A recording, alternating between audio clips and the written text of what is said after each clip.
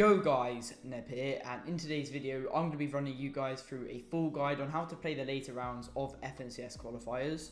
This video is part 2 to my first video on how to qualify out of opens in FNCS, so make sure you go watch that video before proceeding on to this video. Now last season I qualified to round 2 every single week, and throughout I made lots of mistakes which I learned from, and then I ended up qualifying to round 3 after I improved on these mistakes. So I do know what I'm talking about in terms of what you guys just need to do in order to get out of round 2, out of round 3. And yeah, enjoy the video, some general tips for you guys to play out these kind of stacked lobbies, and yeah, enjoy the video. So just a quick disclaimer before I get into it, I just want to say these tips are also applicable to games from round 1, so it's going to help you guys out no matter what skill level you are. However, some of these tips are just slightly more curved towards helping you guys only in the later stages, as the games there are slightly more stacked and played differently. But anyway, without further ado, let's get straight into the tips. The first thing that's very different between round 1 and round 2 and round 3 is that in round 2 and round 3 it's a lot more difficult to rotate. And this is because people rotate early onto high ground positions ready to hold you when you rotate late. The most important advice that I'm going to be giving you guys in this video is to not cap your mats at your drop spot if you haven't pulled first zone. If you're far from the zone, then get cap wood and 100 of each hard material, and then tap some bricks on the way to zone. And if you're very close to the zone but not quite inside, then I recommend getting about 250 of each hard mat before making your way into the zone. In terms of timings of these rotates, I would recommend rotating if far from the zone about 1.5 minutes before the storm starts closing. And if you are very close to the zone, then rotating when the storm does start closing should be fine. Do not think that you can just late rotate if you have a rift, because I definitely do not recommend using rifts in round 2 or round 3, because there's a 75% chance that you're going to get tagged and maybe even die out the air. Something that's slightly different to round 1 is that you should definitely be aiming for getting into the center of the second or third zone, because people aren't tending to W key within these rounds, meaning you can get in a good position to look for surge without getting pushed. If on the backside of any zone and you've got a long way to move, especially in the later zones like 3 and 4, then I'd recommend rotating half of the distance, boxing up on some refarmable brick, and then running the other half when the zone starts moving in.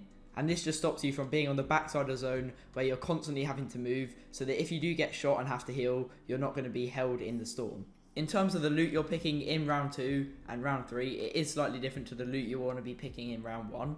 In round 1, you can be very relaxed on surge, with the threshold normally being very low. However, in round 2 and 3, the surge is a lot more exaggerated, with the threshold being much higher and the surge lasting a lot longer. And this ultimately means you're going to need more tags in general. And you can't just rock an SMG all game, because you're going to need to be getting those long distance AR tags when people are just looting in the mid game. In round 2 and 3, try to have one person in your duo carrying an AR. The Hammerhead AR could do, however I would definitely recommend using the AUG, as it's a lot more accurate at long range with a lot less bloom. The reason why it is good to have at least one person on the team with an SMG is because it just gives you a little advantage when fighting, as it is a lot more difficult to fight in a box with an AUG. If you are thinking, Ned, how on earth am I meant to fight with an AUG? Then I would recommend picking up 3 guns, an AUG, a shotgun and an SMG, so you carry the AUG through the mid game and then drop it by end game where you're going to take your fights and get those refreshes.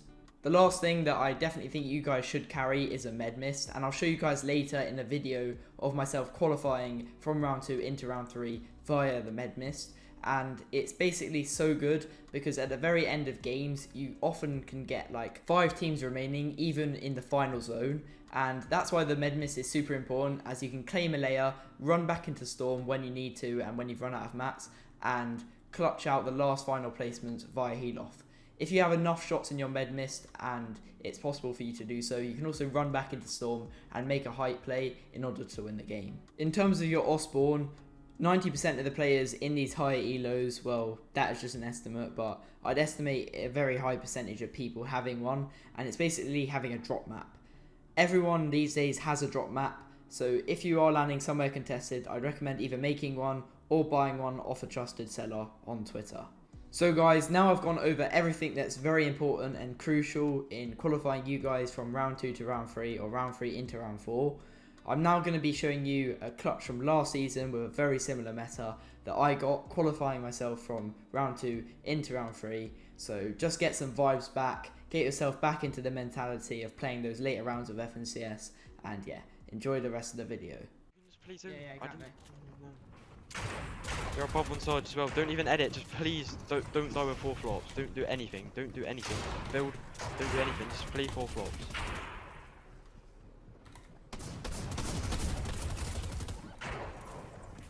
Just sit here for now. Just sit here for a sec. Sit here for a sec. No. Don't. Just please zoom. Please. That's good shit. Now please zoom with that. Perfect.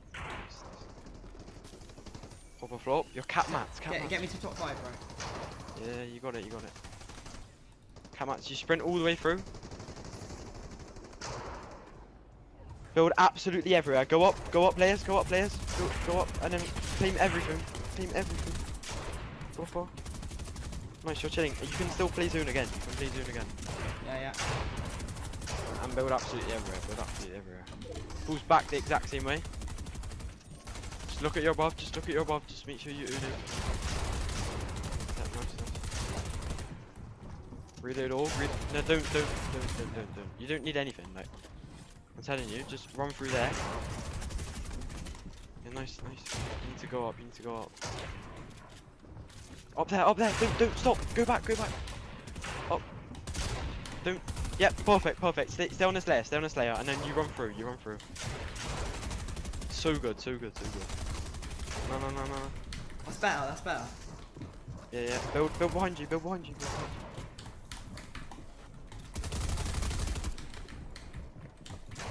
Get off of it. You need to get off of it. And take your box. Yeah. Still 700 mats. Top toe. Yep. Stop. Wait here. Yeah, 500 wood. It pulls far again. Don't look for anything. I'm telling you, don't look for anything. Just keep claiming them ahead. I'm gonna sit back and then I'm gonna run straight to those hard. Reload AR as well. Reload AR. Above. Ranger build. Team full low. Nice. Two. Kids are gonna jump in your box. Get your roots and shit. Top 10. So many solos. Med mist behind you. Get the med mist. Get the med mist. And then flopper as well. Cap med mist. You're chilling. 5 jogs as well. 5 jogs. Get the wood. Watch it there. Get the wood. Start running. Get the mats there and then start running. Get the mats.